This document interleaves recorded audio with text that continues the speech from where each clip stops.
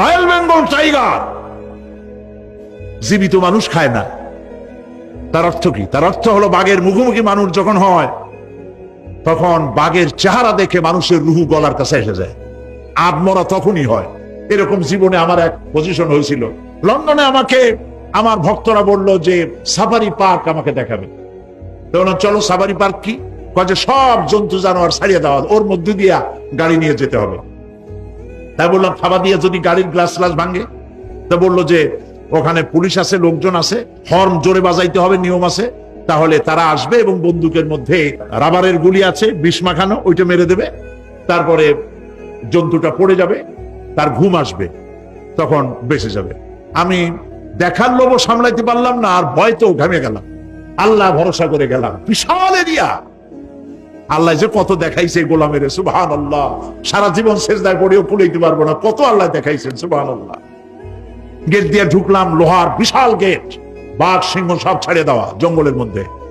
তা আমরা গেছিলাম একটা ভালো সময়, সকালবেলা। সেখানে সব গোস্ত, বড় বড় গোস্ত, এগুলো খাইতে দিছে। প্রাণীরা সব গোস্ত খাওয়ায় ব্যস্ত। সেখানে মানুষগুলা, আমরা কাফের বলি আর যাই বলি, তাদের নৈতিকতা আছে।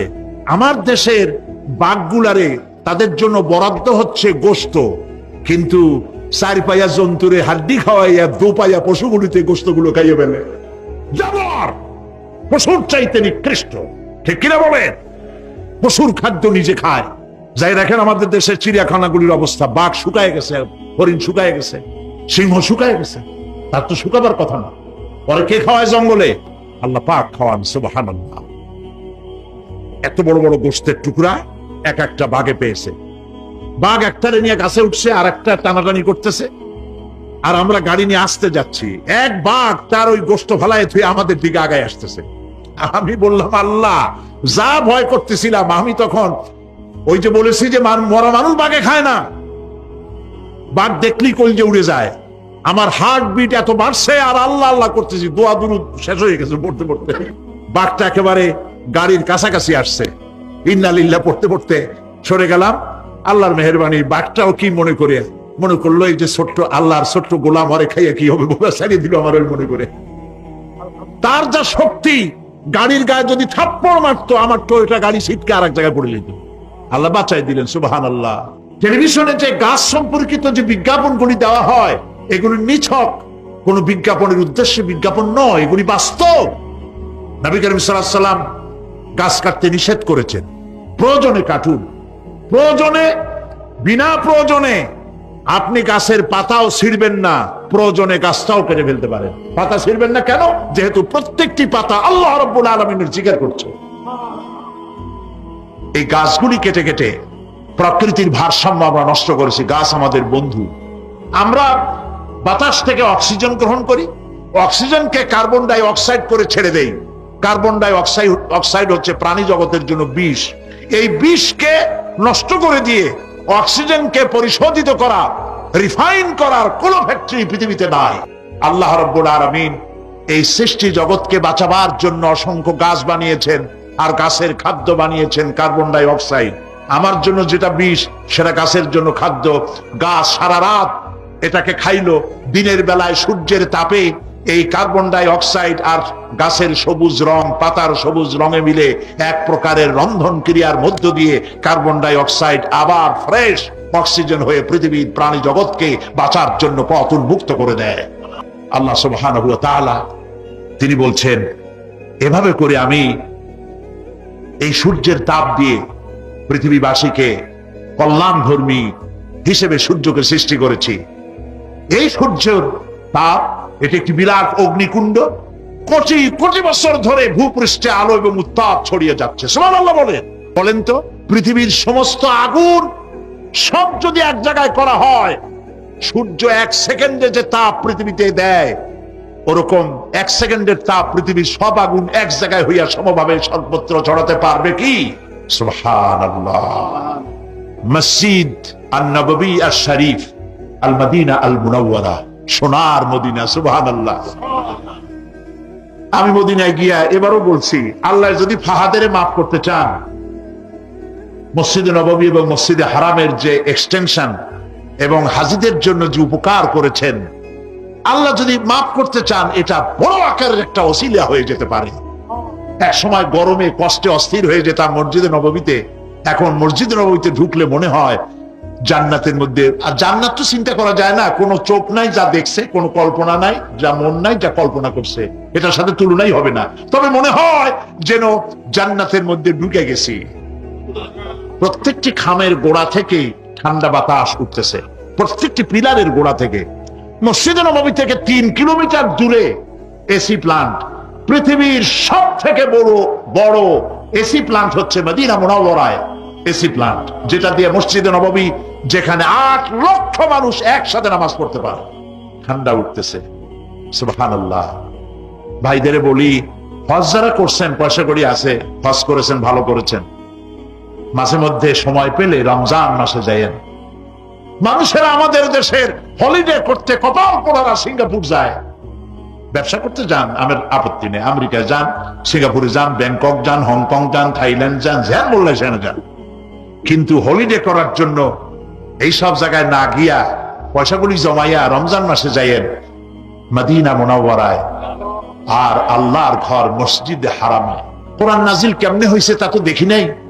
ইমাম যখন তারাবির মধ্যে তেলাওয়াত করেন, মনে হয় যেন আকাশ থেকে এখনো কোরআন নাজিল হচ্ছে। কি তেলাওয়াত! যেমন শেখ আব্দুর রহমান আস-সুদাইস, তেমন সাউদ আশ-শুরাইব, তেমন শেখ আব্দুর রহমান আল হুজাইফি। সুবহানাল্লাহ, সুবহানাল্লাহ। তো আল্লাহ তার কুদরত দিয়ে এই পৃথিবীকে ভরে রেখেছেন, নিয়ামত দিয়ে ভরে রেখেছেন। মুসলমানদের জন্য সবচাইতে বড় নিয়ামত কোরআন শরীফ নিয়ামত, কাবা শরীফ নিয়ামত, মসজিদ আন-নববী আশ-শরীফ আল মদিনা আল মুনাওয়ারা। সুবহানাল্লাহ, সবাই বলেন সুবহানাল্লাহ। আল্লাহ রাব্বুল আলামিন বলছেন, আমি আকাশ থেকে তোমাদের জন্য অবিশ্রান্ত বিরাম ভাবে বৃষ্টি বর্ষণ করি। কেন আকাশ থেকে বৃষ্টি বর্ষণ করি? যাতে করে শাক সবজি, শস্য দানা, খাদ্য এই জমিন তোমাদেরকে উৎপাদিত করে দেয়। আলহামদুলিল্লাহ। সেই জন্য আল্লাহ পাক বলছেন, দেখো আকাশ থেকে যে পানিটা নাজিল করলাম, বৃষ্টি দিলাম, এই বৃষ্টির পানি আনলাম কই থেকে? সমুদ্র থেকে। সমুদ্রের পানি মিষ্টি না নোনা? আকাশ থেকে যখন পড়ে তখন এটা কি মিষ্টি, নোনা না মিষ্টি? আল্লাহ রাব্বুল আলামিন বলেন, আফরাআইতুমুল মাআল্লাযী তাশরাবুন আনতুম আনজালতুমুহু মিনাল মুজনি আম নাহনুল মুনজিলুন। তোমরা যে পানি পান করো, এই পানি আকাশ থেকে কে নাজেল করে? তোমরা করো না আমি আল্লাহ করি? কে করে বলেন? আল্লাহ পাক বলছেন, লাউ নাশাউ জাআলনাহু উজাজান ফালাউলা তাশকুরুন। ইচ্ছে করলে এই পানিগুলি কি লবণাক্ত আকারে নাজিল করতে পারতাম, আমি মিষ্টি করে নাজিল করে দিলাম। কেন বান্দা আমার শুকর আদায় করো না? নোনা অবস্থায় যদি নাজিল হতো, সমস্ত ফসল তোমাদের ধ্বংস হয়ে যেত। এখন আপনি বলতে পারেন যে আল্লাহ পাক, আল্লাহ তাআলা, তিনি আকাশ থেকে পানি না দিলে আমাদের অসুবিধা কি? মানুষ তো নানান রকম চিন্তা করে, পানি না দিলে তো কি অসুবিধা?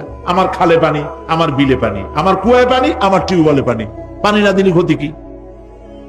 আল্লাহ পাক কোরআনে কারীমের মধ্যে বলেছেন, কুল আরাআইতুম ইন আসবাহা মাউকুম গাওরান ফামান ইয়াতিকুম বিমাইন মাইন।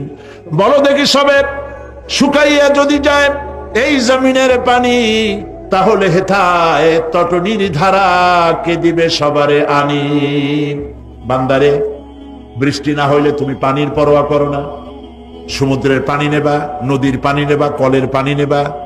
শুনে রাখো বান্দা, নদীর প্রবাহমান নদীর পানি, কলের পানি, টিউবওয়েলের পানি, মাটির পরতে পরতে পানি, সব যদি আমি শুকায় দেই, কে আছে এই পৃথিবীতে যে নতুন করে তোমার জন্য পানি আমদানি করে দিতে পারে? পারে কেউ? কেউ পারে না। এই পানি দিয়ে আমি তোমাদের জন্য ফসল ফলায়। হে মানব সকল, স্মরণ করো আল্লাহ পাকের ওই নিয়ামতকে। ওই আল্লাহ ছাড়া তোমাদের কি এমন কেউ আছে? কোন আল্লাহ, কোন রিজেক দাতা? ইয়ারযুকুকুম মিনাস সামাই ওয়াল আরদ, যিনি আকাশ এবং জমিন থেকে তোমাদেরকে রিজেক দিতে পারে। লা ইলাহা ইল্লা হুয়া, ওই আল্লাহ ছাড়া কেউ নাই। ফাআন্না তুফাকুন, যাও কই? কেন বিভ্রান্ত হও?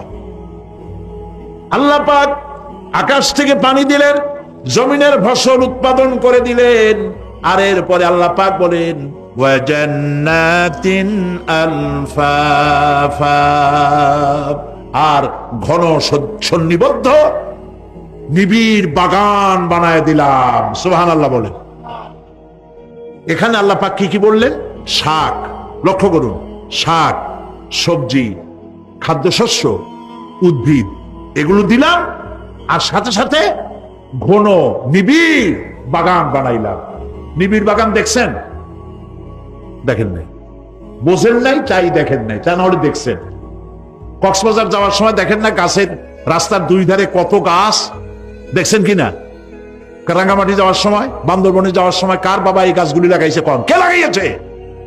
আল্লাহ। চিল্লায় বলেন, কে লাগিয়েছে? পাহাড়ের গাছ কি আপনি লাগাইছেন? তো কথা কইতে পারলেন না কেন? কে লাগিয়েছে? আল্লাহ পাক।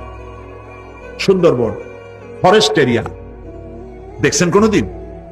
না দেখলে যাইয়েন, দেখে এসেন। বিশাল এরিয়া, বঙ্গোপসাগরের কিনারা দিয়া খুলনা, সাতক্ষীরা, এই বিরাট অঞ্চল, বরিশাল, খুলনা, সাতক্ষীরা, পটুয়াখালী, বিরাট এরিয়া নিয়ে রয়েছে সুন্দরবন। শত শত মাইল। সুবহানাল্লাহ বলেন। বিশাল গাছ, গাছের এরিয়া। এই গাছগুলি কে লাগাইছে? জোরে বলেন, কে লাগাইছে? এই গাছগুলির নার্সিং করেন কে? একটা জিনিস দেখে আমি অবাক হয়ে গেছি, সেটা হলো এখানে বহু রকমের গাছ আছে। সুন্দরী কাঠ, পশুরি, বাইন, গেওয়া, গোল, অনেক রকমের গাছ আছে। যেখানে সুন্দরী গাছ, সব সুন্দরী গাছ, যেখানে গেওয়া, যেখানে বাইন, যেখানে গোল, গোল পাতা, সব সেখানে সেইগুলাই। অথচ কেউ যে গাছগুলি লাগাই দিয়ে আসে নাই।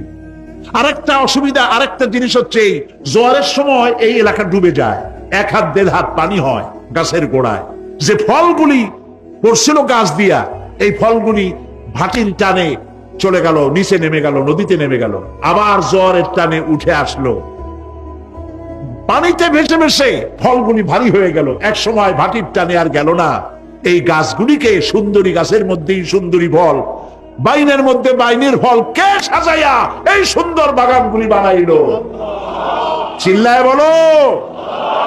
ওয়া জান্নাতিন আলফাফা, ঘন নিবিড় সন্নিবদ্ধ বাগান আমি সৃষ্টি করেছি। সুবহানাল্লাহ বলেন। এই গাছগুলি মানুষেরা জন্মের খাওয়া খায়। বন বিভাগে যারা দায়িত্বে থাকে মনে করে শ্বশুরের লাগানো গাছ, বাজানের লাগানো গাছ, সমানে কাটা চোরের মতো বিক্রি করে। এরা ডাকাত, এরা চোরের চাইতেও নিকৃষ্ট যারা গাছ চুরি করে। আল্লাহ পাক জানেন মানুষের খাসলাত। এই ফরেস্ট বিভাগে, বন বিভাগে যারা চাকরি করেন, সব খারাপ আমি তা বলবো না, ভালো মন্দ মিলেই আছে। কিছু আছে জন্মের খাওয়া খায়, ঘুষ খায়, আর গাছগুলো বেচে ছাড়িয়ে দেয়, সর্বনাশ করে দেয়। আল্লাহ পাক তার মানসা, তার মর্জি মোবারক হচ্ছে এই যে গাছগুলি যেন বংশ অনুক্রমে পৃথিবীর মানুষ বছরের পর বছর, শতাব্দীর পর শতাব্দী, সহস্রাব্দীর পর সহস্রাব্দী যেন ভোগ দখল করতে পারে। সেজন্য আল্লাহ রাব্বুল আলামিন এই বন জঙ্গল রক্ষা করার জন্য নিজস্ব গার্ড বাহিনী রেখে দিয়েছেন। সেই গার্ড বাহিনী কারা?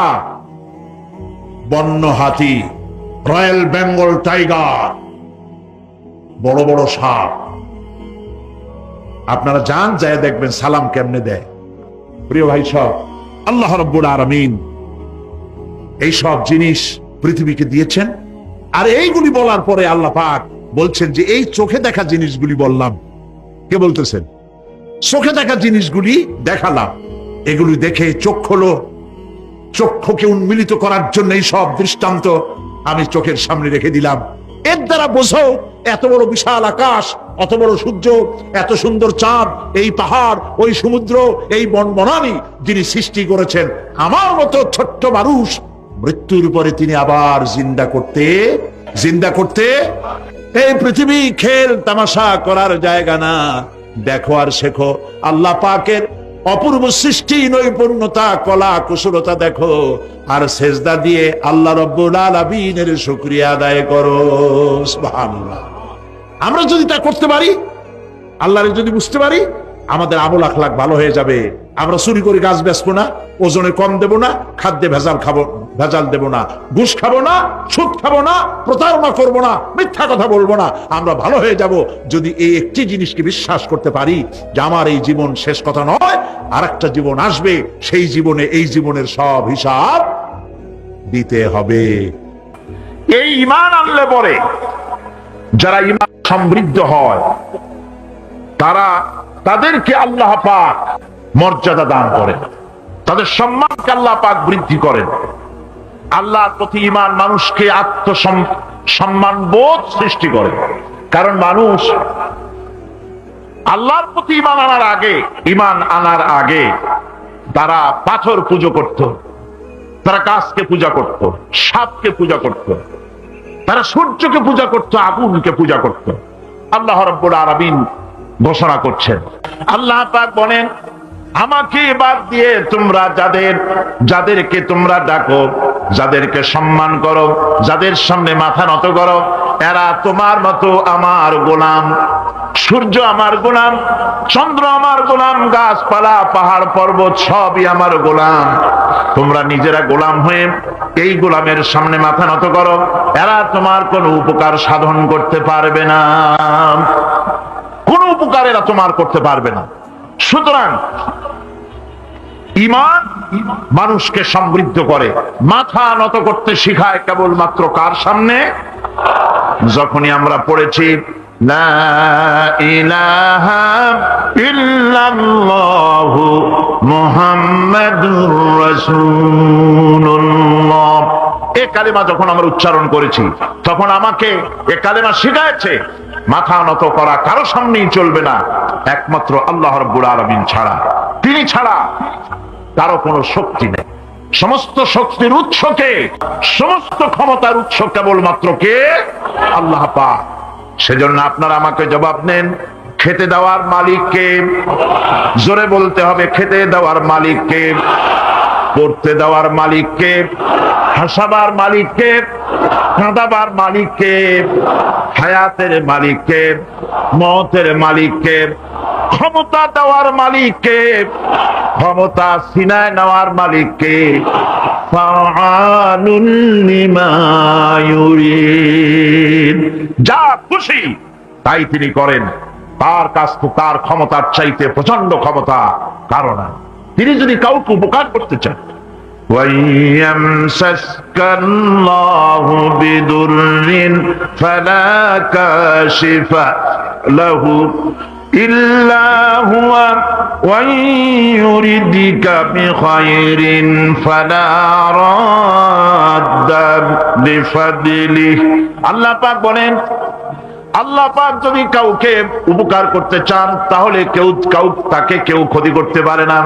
আর যদি আল্লাহ কাউকে উপকার করেন, সেই উপকার থেকে কাউকে কেউ ফিরায় রাখতে পারে না। সুতরাং ভালো আর মন্দ, খায়রিহি ওয়া শাররিহি মিনাল্লাহি তাআলা, ভালো মন্দ যা হবে সব আল্লাহর পক্ষ থেকে হয়। কার পক্ষ থেকে? এই জন্যে ঈমান আনলে পরে, ঈমান যার পোক্ত হয়ে যায়, চাকরির ভয়তে কথাটা দুর্বল করে বলে না।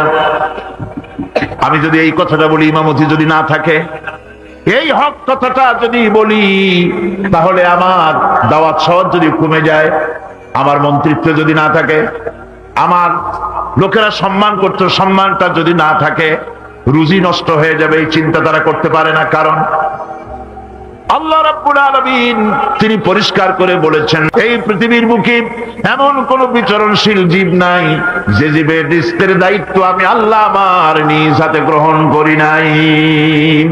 সমস্ত পৃথিবীর সকল প্রাণীর রিজকের দায়িত্ব কার হাতে? আল্লাহ পাকের হাতে। এই পৃথিবীতে বহু প্রাণী আছে, এই পৃথিবীতে অনেক প্রাণী আছে, যেই প্রাণীগুলি তাদের কোনো ব্যাংক ব্যালেন্স নাই, এক জায়গায় কোনো কিছু জমা করে রাখে না, অথচ তারা না খেয়েও মরে না। শকুন বলেন, শিয়াল বলেন, কুমির বলেন, কারো ব্যাংকে কোনো জমা নাই কোনো খাদ্য খাবার। সকালবেলায় তারা খালি পেটে বের হয়ে যায়, আর বিকেল বেলায় রব্বুল আলামিন তাদের সকলকে পেট ভরে তাদের আপন আপন বাসায় ফিরাইয়া দেন। রিজকের মালিক আল্লাহ রব্বুল আলামিন। সেই জন্যে পৃথিবীতে যারা নাকি মুমিন, তারা কাউকে ভয় পায় না, কাউকে পরোয়া করে না, ভয় করে কেবলমাত্র আল্লাহ রাব্বুল আলামিনকে, আর কাউকে পরোয়া করে না। ঈমান তাকে মর্যাদা সম্পন্ন করে, ঈমান তাকে মর্যাদা বাড়িয়ে দেয়। রুজি রোজগারের জন্য আমার দেশের বহু মুসলমান এখনো মাজার গুলিতে গিয়ে সেখানে হাত পাতে, সেখানে চাদর চড়ায়, সেখানে আগরবাতি দেয়, সেখানে মোমবাতি দেয়, আর বলে ইয়া খাজা মেরা মতলব কো পুরা করে দে। বলে কিনা? সন্তান হয় না, বলে খাজা বাবা একটা সন্তান দাও। চাকরিতে উন্নতি হয় না, চাকরিতে উন্নতি দিয়ে দাও, ছেলে পরীক্ষা দেবে পাশ করাইয়া দাও। এইসব কথা কি বলে? জোরে কর নাউজুবিল্লাহ। আমার বন্ধুগণ, মাজারে এ ধরনের মানত করা, তারা গরু ছাগল মানত করে, এগুলি গিয়ে সেখানে যায়, সম্পূর্ণ হারাম। এগুলি কি? মাজারে চাদর দেওয়া যাবে না, আগরবাতি দেওয়া যাবে না, মোমবাতি দেওয়া যাবে না, মানত করা যাবে না। মানত করা যাবে কেবলমাত্র আল্লাহ রাব্বুল আলামিনের নামে। আল্লাহ ছাড়া কারো নামে মানত করা যাবে না। এই চট্টগ্রামে আলহামদুলিল্লাহ পূর্বের তুলনায় মাজার পূজা বহুল অংশে কমে গেছে। আলহামদুলিল্লাহ, এ কথা ঠিক কিনা? আজকের এই তাফসীরুল কোরআনের মাহফিলে যারা এসেছেন, জীবনেও আর কোনদিন মাজারে টাকা পয়সা, চাদর, আগরবাতি, মোমবাতি এগুলি দিবেন না। রাজি আছেন? কারা কারা রাজি? হাত উঁচু করে দেখান।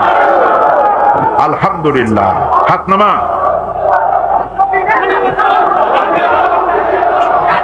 আজকে মানুষকে বিশ্বাস করুন, মানুষকে ধোঁকা দেওয়ার জন্য এরা মানুষের কাছে নানান রকমের ফন্দি ফিকের একে মানুষের সামনে গিয়ে হাজির হয়। মানুষেরা মনে করে না জানি কত বড় হাদিয়ে জামান, কি যেন একটা মনে করে তার কাছ থেকে সাহায্য সহানুভূতি চায়।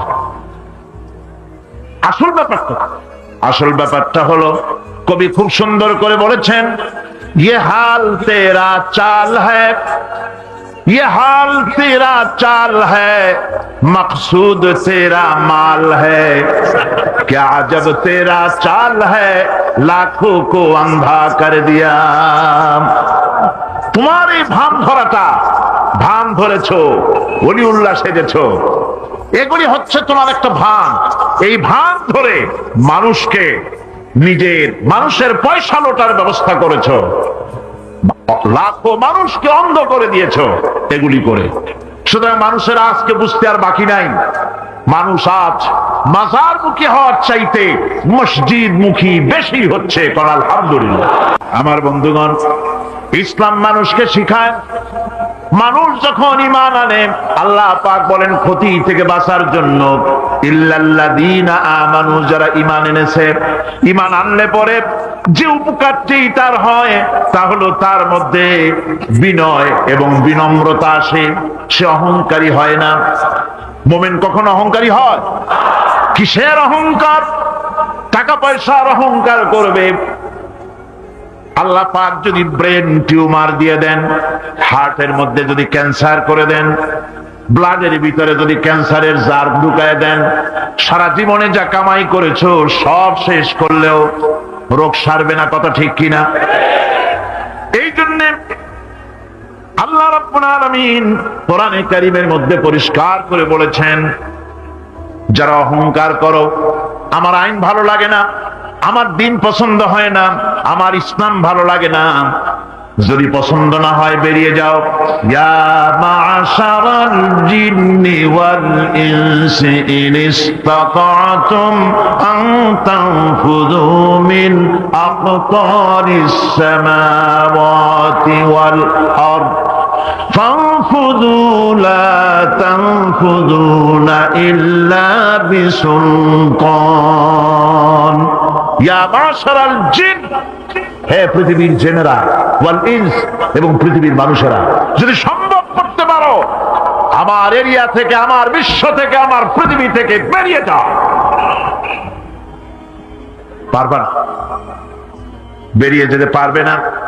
আকাশ আর জমিন দিয়ে এমন ভাবে কভার করেছি, এমন ভাবে প্যাকেট করে দিয়েছি, আমার এই এরিয়া ছেড়ে বেরিয়ে যাওয়ার কোনো উপায় নাই।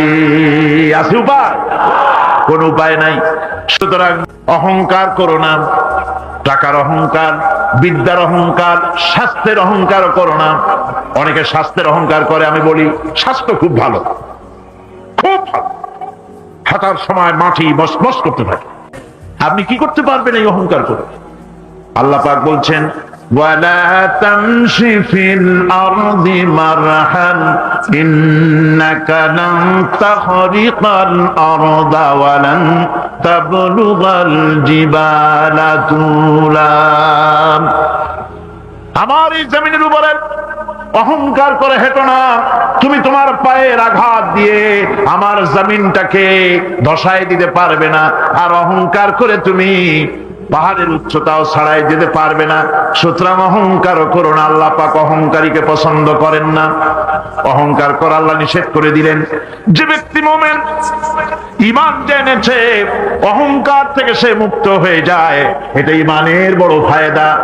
যে ব্যক্তি পড়েছে লা ইলাহা ইল্লাল্লাহু মুহাম্মাদুর রাসূলুল্লাহ, এই কালেমা যেই পড়লো অহংকার থেকে মুক্ত হয়ে গেল। জিকির করুন সুবহানাল্লাহ, আলহামদুলিল্লাহ, লা ইলাহা ইল্লাল্লাহ, সুবহানাল্লাহ, আলহামদুলিল্লাহ, লা ইলাহা ইল্লাল্লাহ। অহংকার কার জমিনে করবি? জমিনের মালিক হচ্ছেন আল্লাহ পাক। জমিনের মালিককে চিল্লায় কোন? আরো জোরে বলেন, জমিনের মালিক কে? লিল্লাহি মা ফিস সামাওয়াতি ওয়া মা ফিল আরদ। আকাশের মালিক, জমিনের মালিক, সার্বভৌমত্বের মালিক, সবকিছুর একচ্ছত্র মালিকানা কার হাতের মুঠায়। সুতরাং মুমিন ব্যক্তি, যে ব্যক্তি ঈমান আনবে, তার মধ্যে অহংকার থাকবে না, সে অহংকার থেকে মুক্ত হয়ে যাবে। আমার বন্ধু, ঈমান যে আনবে, আল্লাহ পাক বলেন ওয়া ইবাদুর রাহমানিল্লাযীনা ইয়ামশুনা আলাল আরদি হাওনা।